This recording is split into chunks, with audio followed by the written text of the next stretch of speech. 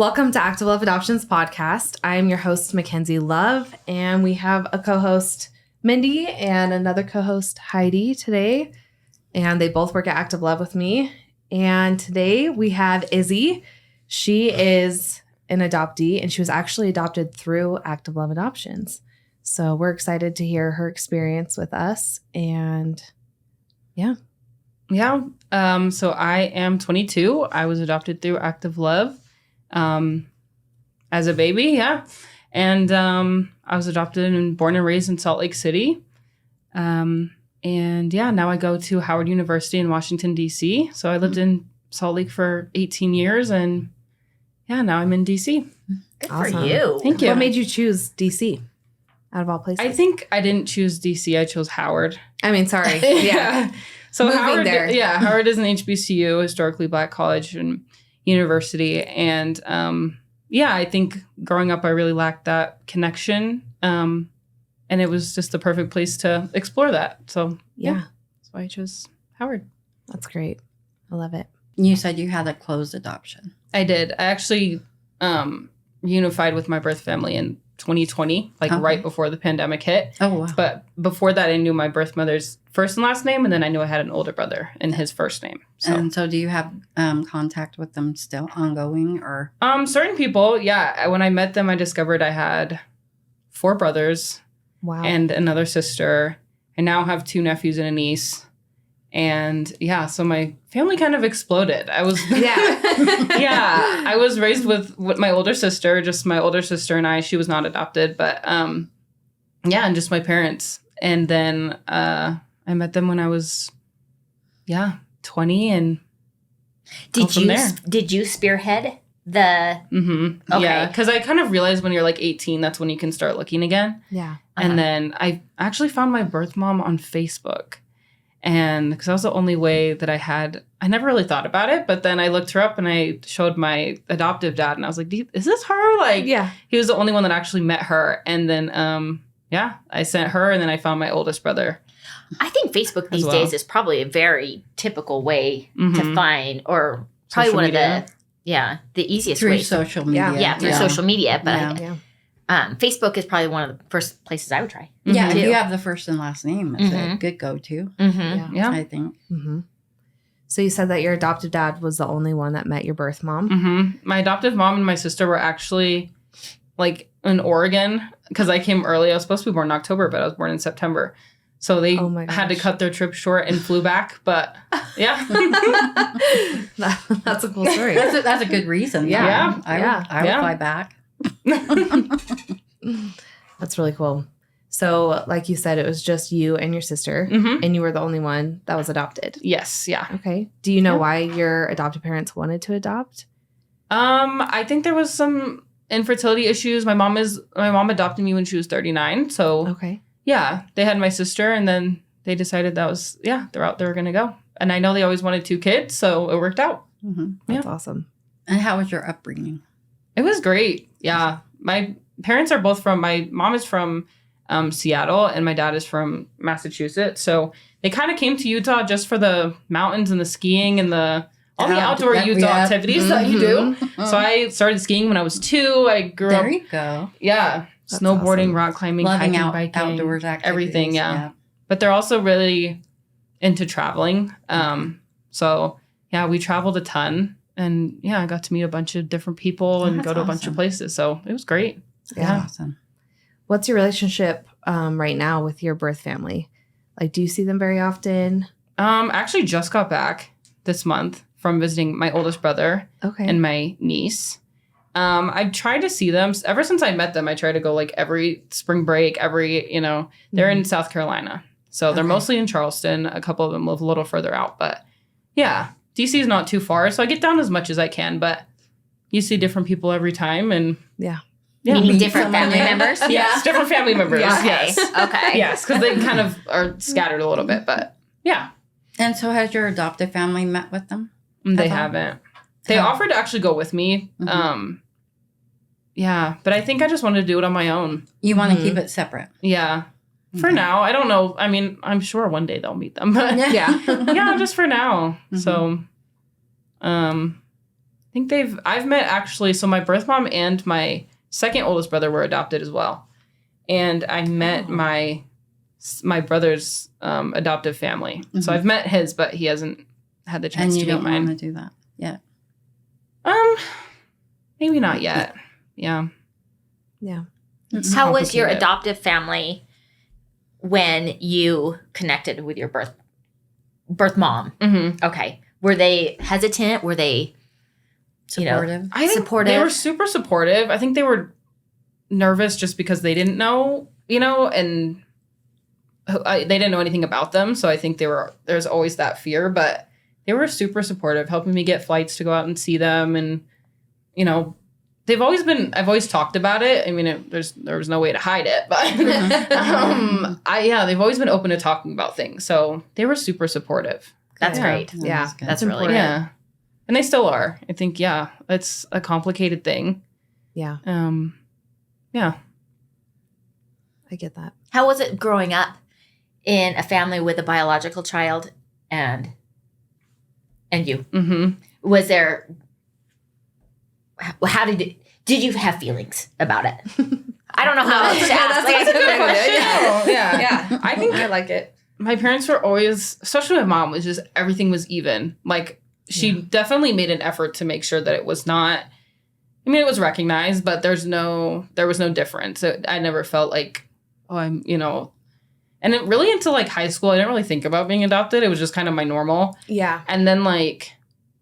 Not from my family necessarily, but just not having those racial mirrors and being in Utah. Being a minority in Utah, one is hard enough. But then I think you have, like, your parents and your siblings don't look like you. So you kind of start to feel it and you start to have those questions.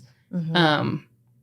But yeah, I think my parents did a great job of making sure that it was totally even, But I think, there's always the question, being adopted. Yeah. Yeah. I get that.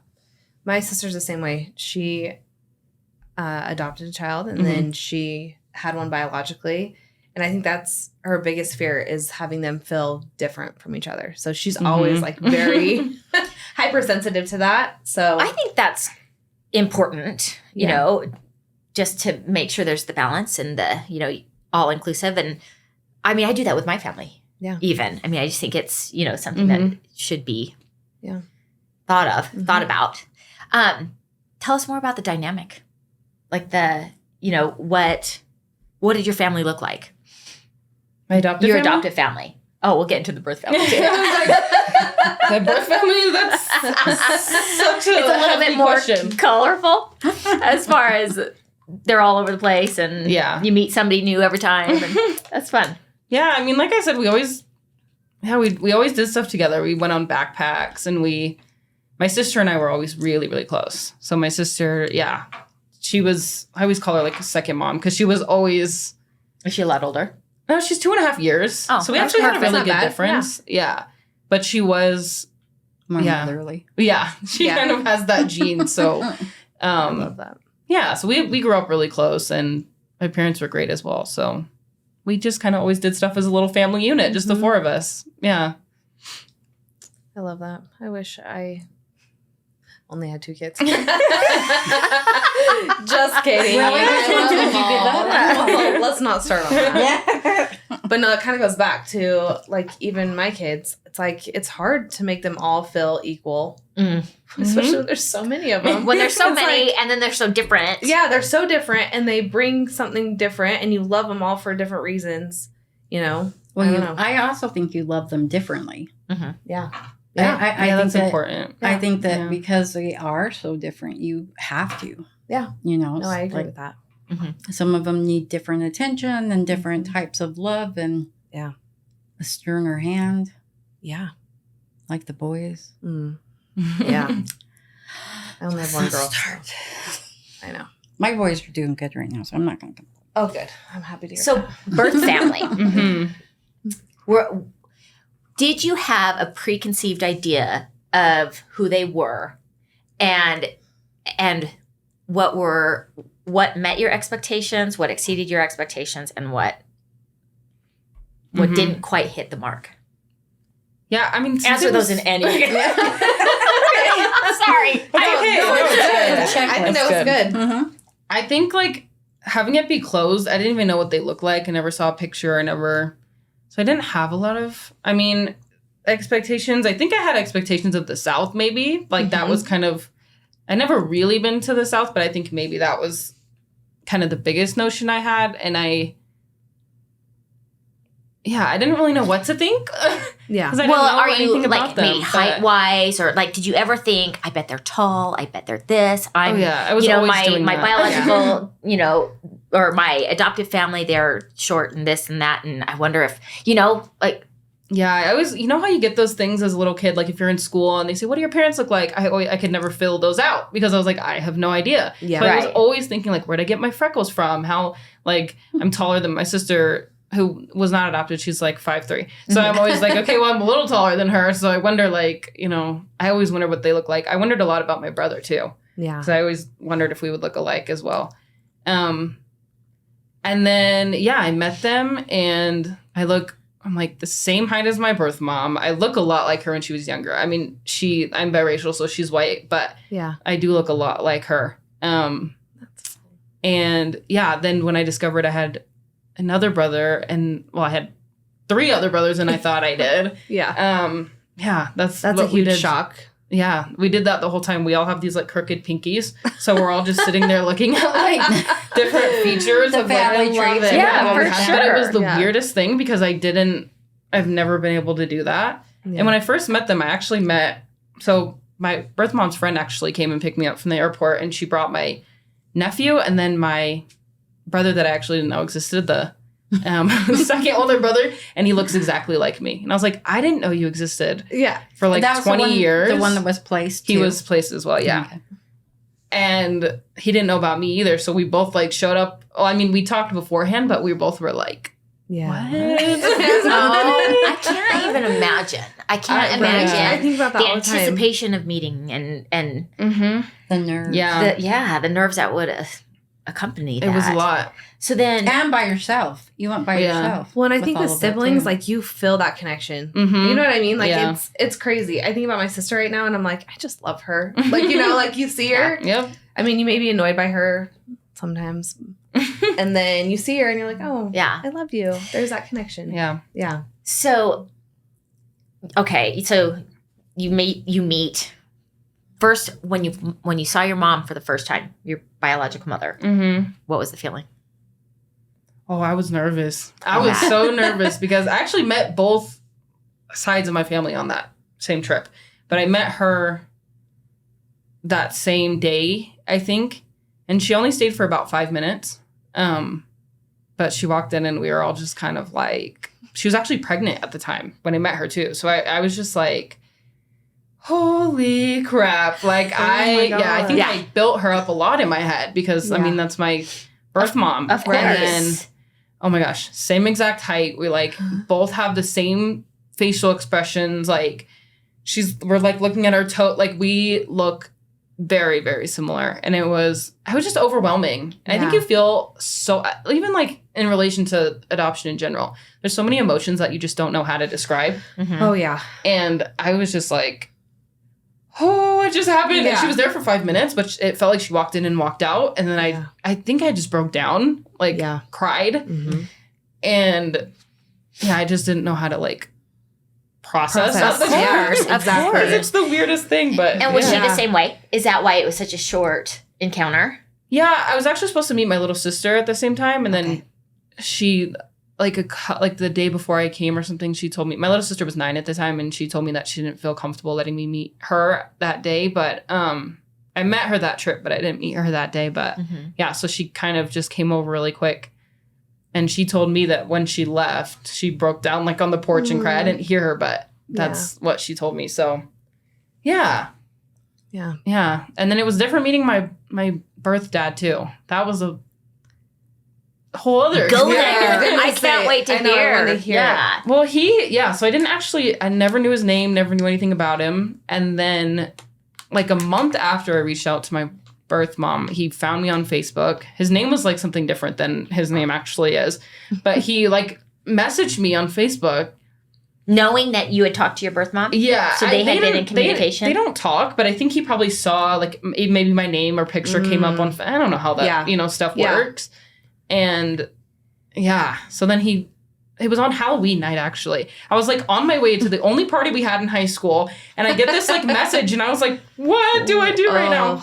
But, yeah, he called me that day and just kind of explained who he was, and, yeah, so it was wild because I didn't even know what he looked like that day, but knowing a name is like the biggest thing. Yeah. And then when I met him, my little brother who was also 9 at the time, and my grandmother who I'm super, super close with now. Aww. And that was the first, Black family I ever had. So Right. I was like nervous in a different way, but it was also really, really cool to see people that looked like you in a different way. Yeah. And they were super accepting as well. We like went out to eat and just talked about life, and I don't remember what we talked about, but yeah. And then I went to where they lived, and it turns out like their street is like named like, or like the little area they live in is like their last name town. So like everyone on that street I'm related to. Of course. Yeah. That's so it's cool. like this tiny little town, but yeah. That is so cool. I was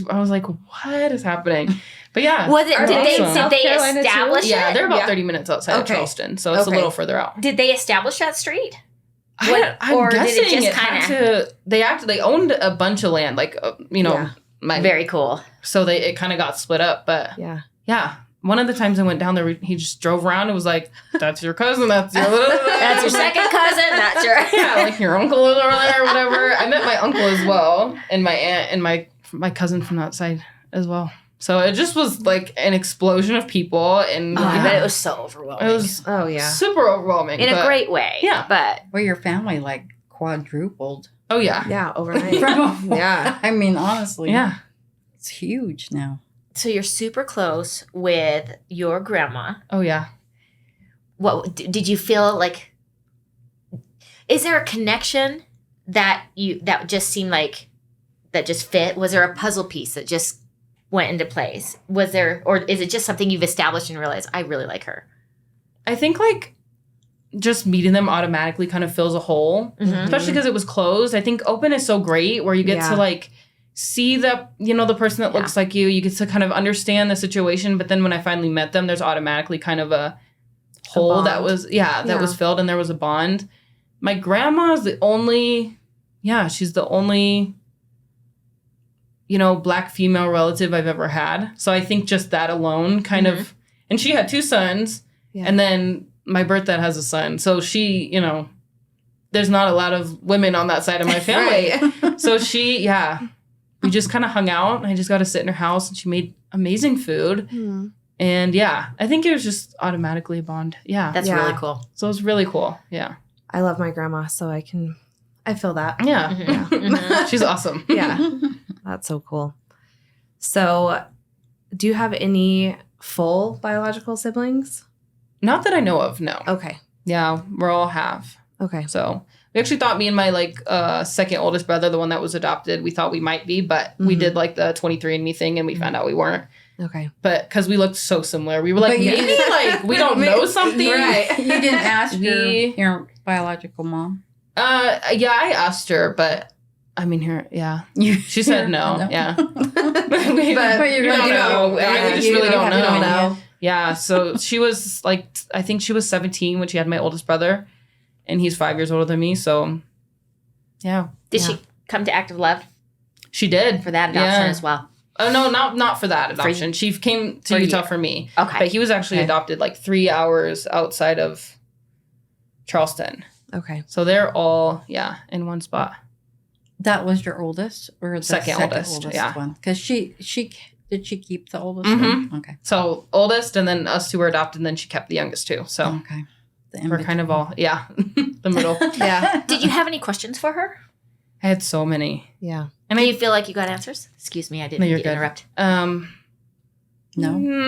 I think not all of them, and I think like boundaries are so important. Yeah. Yes. And I was like 18, and I was just so excited. I was like, I just want to go and be best friends with her and everything's going to be perfect and great. Yeah. And I don't think that was realistic. No. Yeah. And, there's a way of setting boundaries to get, you'll get it answers and things. I think, and sometimes I think you have to be okay not getting those answers. Yeah. I recently stopped contact with her, and I think, So maybe but you're good with that because you have contact with your brothers. and it was healthier for me. Yeah. And I've gotten some answers for her, and I kind of know what was happening around that time, but I have so many questions. I didn't think I got all of them answered, but could you get some of them answered, do you think, by your older brother that was in her life at the time?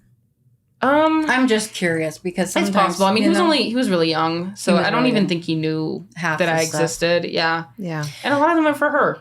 So, yeah. So that's true. For the listeners out there that are in your position or in the position really of just, I want to reach out, or there has been a connection between biological and adoptees like yourself.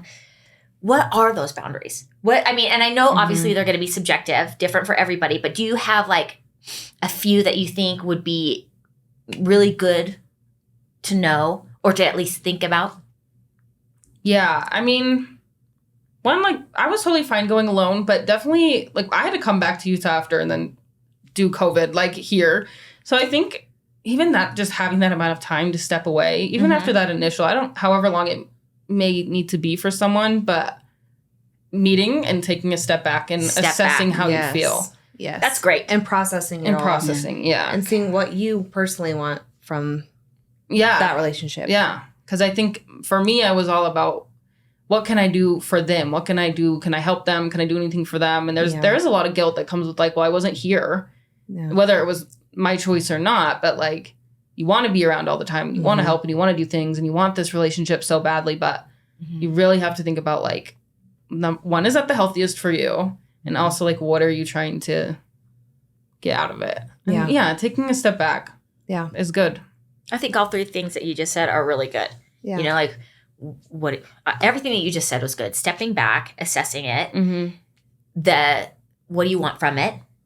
And, I don't know. I personally think maybe, analyze your expectations. That's absolutely, because when I asked you the question, what met your expectations, what exceeded, and what, I think there's a little bit of all of that. Oh yeah.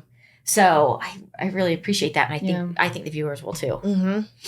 And I think another thing is like, it's okay to go through the feelings. Yes. Because like, I don't think that I acknowledged a lot of the things that happened that I wasn't okay with and that kind of crossed the boundary for me because I just was so excited that I was there and everything was happening. But like now thinking about it later, then I had to deal with those emotions later. Like it's okay to be angry at them. It's okay to be angry at the situation. You can be mad at your adoptive family, whatever, but like recognize it like in a healthy way, work through it. Yeah. But putting it off is not good. No, that's great advice. Yeah. That's really good advice. Yeah. Did you have somebody to talk to did you feel comfortable going back and maybe talking to your adoptive family about it? Or did you get somebody outside that you could kind of work through these things? Or did you just do it on your own? I mean, I talked to adoptive family and I talked to friends and I worked through it that way. And what really helped also was my brother that was adopted as well. Cause he met them, I think like a year before me. So we were able to kind of process together. That's but good. Sometimes, I mean, it's hard telling adoptive family about birth family stuff because I don't think I wanted to give like an idea of like what's going wrong because I didn't want to create any, ideas or just things like that. And then, I don't know, I think it's so important to have someone outside of the situation. Like adoptive therapy is a thing. I did not know that was a thing. Yeah. Just... I think that having makes sense. Other people outside of it makes more sense. Kind of it's more, great to more be able objective. To talk. To anybody, but that's what we were just talking about. Like with things that are really serious, you have to find someone that is a little bit, not attached to that situation for you to be able to get the proper help you need. Because it's really easy to like want to jump to someone that's super close to you and talk to them about it. But then maybe those feelings that you were talking to them about aren't a permanent thing. Am I making any sense? You're making It's not total a permanent. sense. So I don't want them to think worse about this person if I Right. talk to them, especially because they are so close to me and they are going to see that person. And you know what I mean? Yeah. So I think you're 100% right. You need to find someone outside of the situation to help you, or a sibling that is going through the same thing. Yeah. So you said adoptive counseling therapy. I haven't actually done that before, but I Okay. didn't know that there was like actual people that were just dedicated to doing that. like specialized? Yeah, so I just heard of that recently, so I was thinking about that, but I've never actually gone to that before. Well, maybe we can look it up and put some information on the podcast. It's something definitely worth looking at. For sure. I mean, I know that at the adoption agency we have counselors, Yes. but outside And it there's would be nice to have some resources. there's other things as well. I started going to a like adoptee mentoring.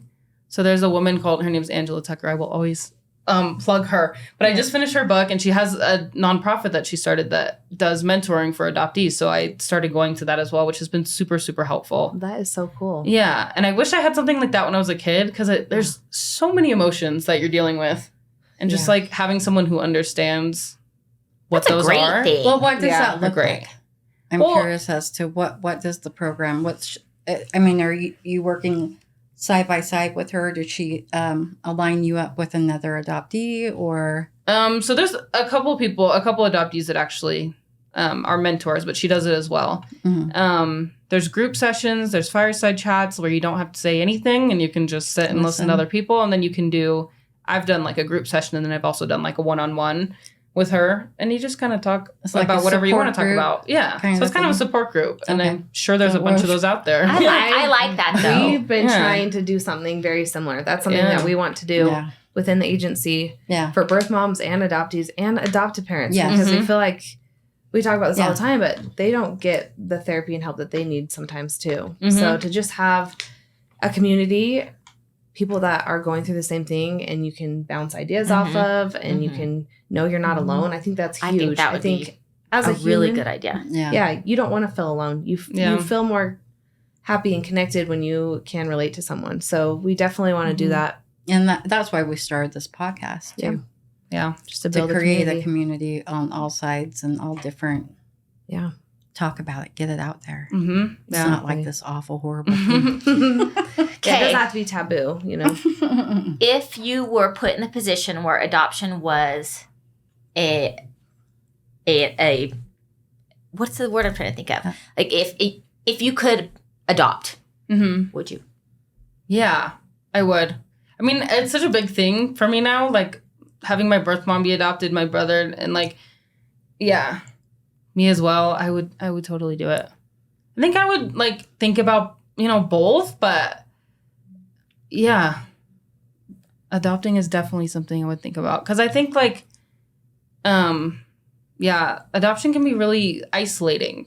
So I think, it's important to have people be racially isolating, like, especially when you're in, a state where it's Utah. Mostly white. For lack of a better word, it's Utah. So I think, just, having people that know what you're going through is so good.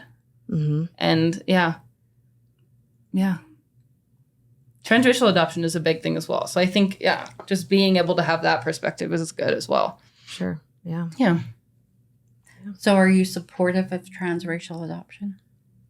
I haven't formed I don't think I've formed a full opinion on it. I think about it all the time, and I'm reading about it and doing a lot of reflecting. I think it's so important to remember that it can be a loss. And I think a lot of the times there's an air that it's just, this is a better life for them. And as we want for all kids, we do want them to be safe and, taken care of. But I do think that people need to remember that it is a loss. There's a loss of identity. There's a loss of culture. There's a loss of, family ties. And those things have to be acknowledged. There should be resources. You should have to, I don't think that your adoptive child should be the first person of that race that you have a relationship with. I think it's so key to, remember that it is a loss. And even acknowledging it is a good thing, and acknowledging that hey, we're here to, what can we do to help, better this. There's no replacement for that, but I think, yeah, it's a big part of it. And I think sometimes it gets ignored when people talk about adoption. Mm-hmm. Yeah. So what would you suggest they do? It's like I'm Caucasian. My 4 are African American. Mm-hmm. Now I only stuck with that initially so they would have each other. Mm-hmm. So they didn't feel like they were surrounded. Well, they are surrounded by a lot of white people, but in our house they outnumber us. So right. And that was my goal. My goal was to do that. Yeah. So with families that come on board, what would you suggest that they are steps that you think would be beneficial for them to do or go through in order to help the child down the line? I think education is a super important thing. Mm-hmm. Like, yeah, there's a lot of things of the culture of hair care. Hair care is a whole nother. Oh yeah, and that's super important. I think that was a big thing for me. Was like I didn't know how to do my hair, or I didn't really realize why it was important. And so a lot of that was when I went to Howard and I figured it out on my own. But yeah, there should be resources for that. There should be, you should make sure that like, look in the schools that you're going to. I didn't have a Black teacher until I went to Howard. Mm-hmm. So like, is your education reflective of your culture? Can you do extracurriculars that you can be around other people that look like you? Mm-hmm. Can you have representation in the shows you're watching and the toys they're playing with and the, it's a lot of an effort, but I think it's important. Mm-hmm. And it does impact a lot of aspects of your life. Yeah. How do you feel like your adoptive family did? I think they tried. I would say there's definitely things that were missed, but I think. Do you think that's? I personally doubt that it was intentional. No, it was not. Yeah. But going forward, for sure, I think what you've just shared is helpful to everybody. Yeah. Involved. Yeah, and I've talked about this with them. They've definitely acknowledged it, which is really nice. And they've, I think they've started doing a lot more research and asking me questions about it. And it was definitely not intentional. And there's just certain things that you won't know and you can't know. But they tried, and I'm grateful to them for that. But there's just things that are definitely going to get missed. And being here, there's certain situations that happen and things that, can't be overlooked. So, yeah. Well, if they can't be overlooked, do you want to give an example? This is a learning podcast. Yeah. So is there an example that I think you have something in particular you're thinking of? There's a couple things. There's so many things. Yeah. I think, well, there's just like a lot of things when I was younger, I think about that were said or something happened and then I didn't recognize. And then now I'm like, oh, that was kind of like having, Black teachers and things like that. And things that other kids would say, maybe like, being called an Oreo or being called, people having assumptions, especially in high school, people had assumptions and things were said. There was definitely a more like aggressive racist situation I had in high school. And we didn't really talk about it. I let my parents know, but we didn't really talk about it. And it's hard, like you don't know how to, and there's not a lot you can do, but yeah. You didn't go to the principal and... No, it was after school. It was just kind of like, it was high school kids doing things, but...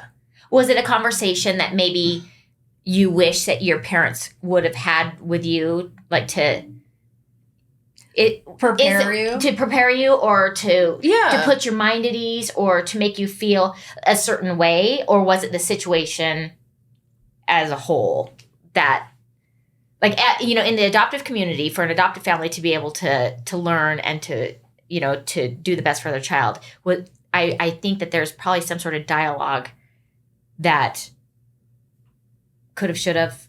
Mm-hmm. Preemptively, there's conversations, like even when you're younger, we don't see you any differently, but society will. Yeah. And there are certain situations in which you're going to have to be more careful. Those are great conversations to have. And acknowledging, like, look, there's going to be things that, we would never do or say to you or, but people will. And if that happens, then, you can come to us and talk to us about it. When it's little things, microaggressions and things like that, like, just being open to talking about it. I mean, I've told my parents things like that, and they're totally open to talking about it and acknowledging it. But yeah, it's a big deal. It is. Yeah. Well, here in Utah, I've noticed, we've gotten fights with people because they're like, racism doesn't exist here in Utah. I'm like, that's because you're white and you have white friends. Mm-hmm. Like, in all honesty, how do you know that racism doesn't exist when you don't deal with it? You don't have it thrust upon you all the time. And like I said, my children, we fought schools, and they went to Alta High School, and we had a huge problem there. And then my son Christopher, Macy's grocery store, he was on the news for that one. I remember that one. Yeah. So he was followed around the store buying groceries. I push back. I know. That's why I have to put my arms up here. I know. That's why I'm like leaning. Well, I appreciate the suggestions, and I think that it is something that maybe an adoptive family doesn't think about. Put as right out front, and because they want, I think it's like unconditional love and inclusivity, like totally they're not thinking of it like that. Don't. And so I think just the knowledge is good. I appreciate you more than you know. It is happening in Utah, and it needs to be talked about. And I think there needs to be more resources for kids, especially in school too. Yeah, I think it's a really good idea, like you said, to start an open discussion when they're young. That this is something that you're going to have thrust upon you. Yeah, well, it's just like being adopted, right? Like talking when they're younger is always better.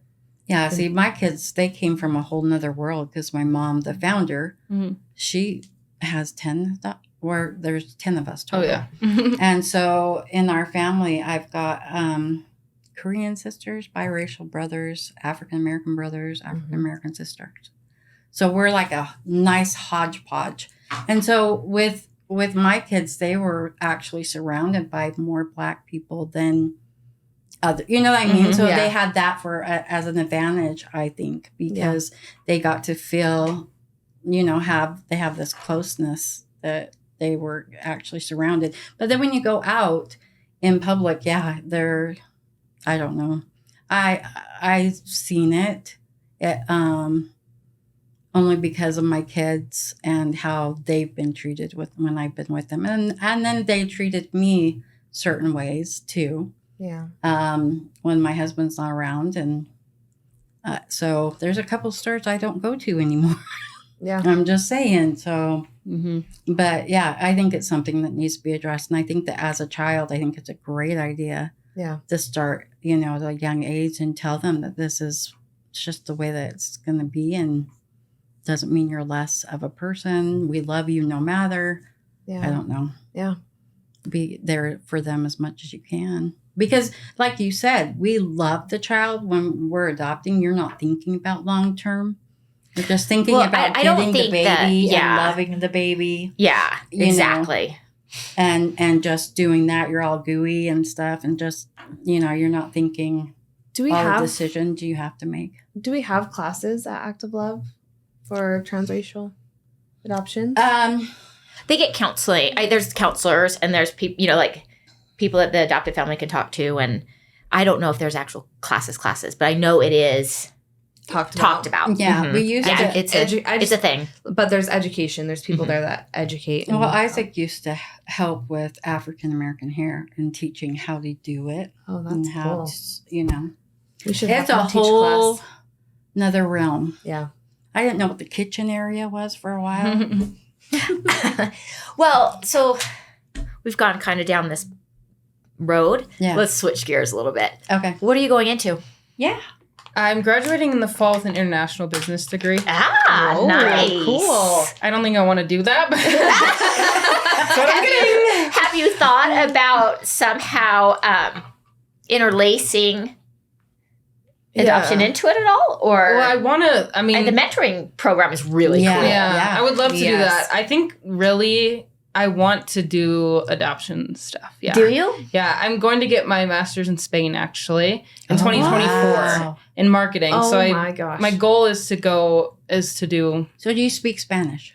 No. I took it in high school and I took it, all the way through high school. But Are you going to take it again?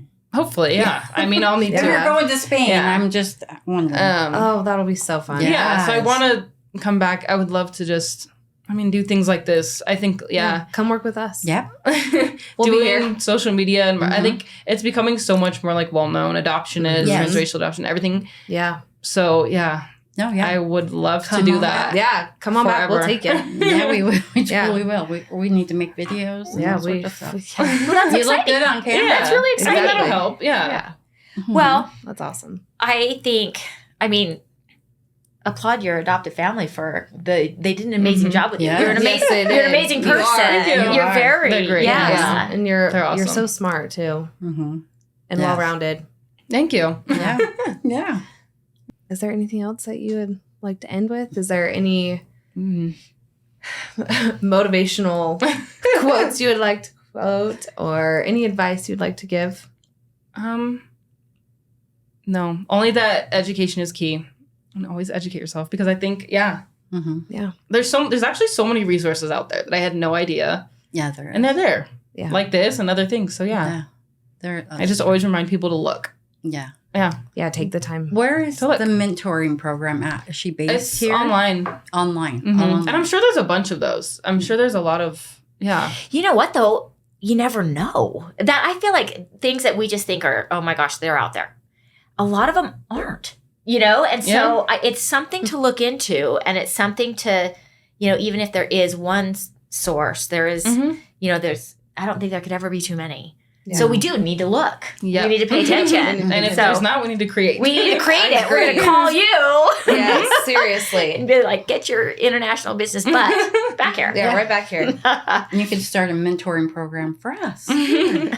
That would be That could be your next venture. I love that. I love that idea. So That'd be a great one. all right.